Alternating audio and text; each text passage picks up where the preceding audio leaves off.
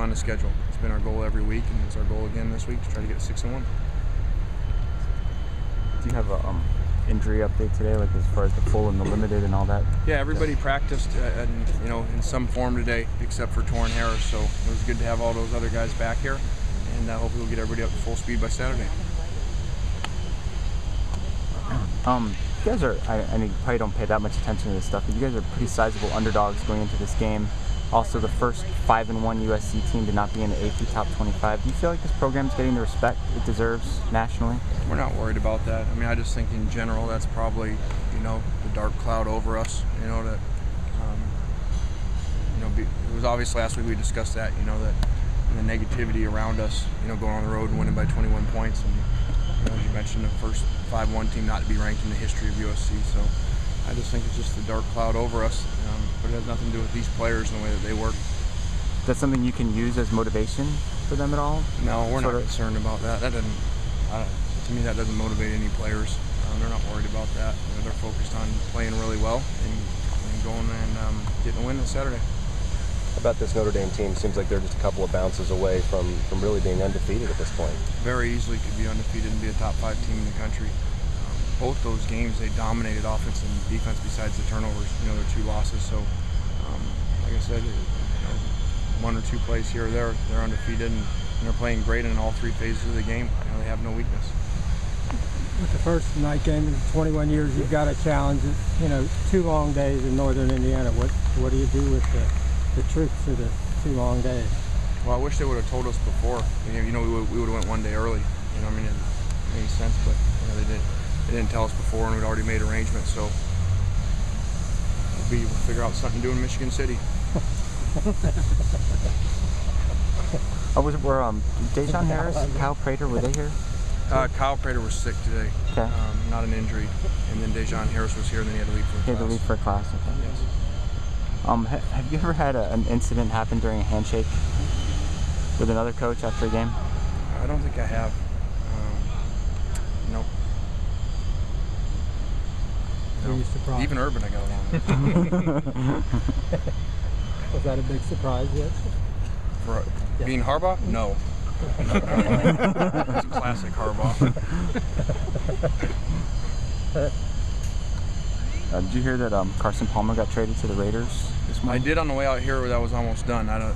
Did it get done? Apparently so, yeah. Yeah, awesome for him. Great opportunity for him, and he was here. He was, as you guys probably know, Hugh Jackson was here before we got here, and so I think that he has a good relationship with Carson, so that's going to make the terminology easier, and it's great for Carson. Not only does he get a chance to go back and play, but he gets to stay out here in California too.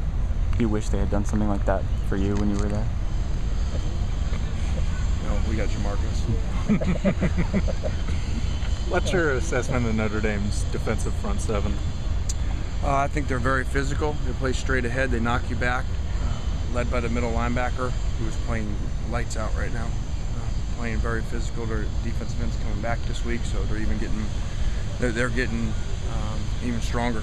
With them coming off the bye week. So this is a really, really good front 7, and one that basically nobody's been able to run on for the most part. Can you see a big difference now that Brian's starting to bring in guys for this system specifically? Especially some of the freshman defensive linemen. I don't know, because really most of the guys that play the majority of snaps are, were there before he got there. They're putting a couple guys in there to get some reps. But the majority of the guys are older guys. They're an old football team, really, as you look at them. They're a veteran football team on both sides of the ball, and so. But he has done a great job of recruiting nationally. He's gone all over the place, and has them off to a great start. How long did last year's loss kind of stick with you to Notre Dame? Because it was 1 play, obviously, near the end of the season. Yeah, I don't think it'll ever leave, really. Just what this week brings it back, because you have to watch it again, to learn from the tape. And so many plays in that game, just completely changed the game. Everybody knows Ronald's drop, but we dropped one before that, on the same drive. And then we overcome the drop. The next play's a 4th down. We come back and make that play, go down there again to go score again. And we throw the ball right to him. Something that, we've never done on that play. And so those things, are hard to deal with, because there's so many times in that game that, you know, we can go score, we're kicking the field goals, we're getting the turnovers, you know, until our last play of the game, it's 4-0 turnover margin. You win 99% of those games. And so somehow we were +4 and behind, you know, which is unheard of. So it was very tough to deal with. Is it worse because it's Notre Dame than if it were Minnesota? Or No doubt. It's worse because it's Notre Dame because of the streak, you know, because so many coaches, players have worked so, you know, so hard over the years to start that streak and keep it going. You know, it's very difficult. Plus, you don't like anything to, you know, when you don't have your quarterback. You know, you're playing a game without your quarterback. You hate for that to be, you know, you lose the streak without having your guys there. So it was a really tough one. Speaking of your quarterback, do you have every faith that Matt and Robert will kind of work out whatever timing issues were a little bit off? It seemed like they were talking about having done extra work Sunday and today to kind of work out those kinks. Yeah, they'll be fine. Same thing that I always talk about. You know, don't judge the players, the coaches. Duo like that off of one game. You know, a week before they set the school records. So you know, they'll be fine. You expect to see that look a little more with Cal did with the safety over the top. Yeah, I'm sure they will, and these guys actually do it anyway. You know, these guys are a 2-deep safety team anyway. For the most part, they rely on the front 7 to stop the run for them, and that's why they don't give up a lot of explosive plays because they play very safe in the back end. So it fits their personality anyway. Good.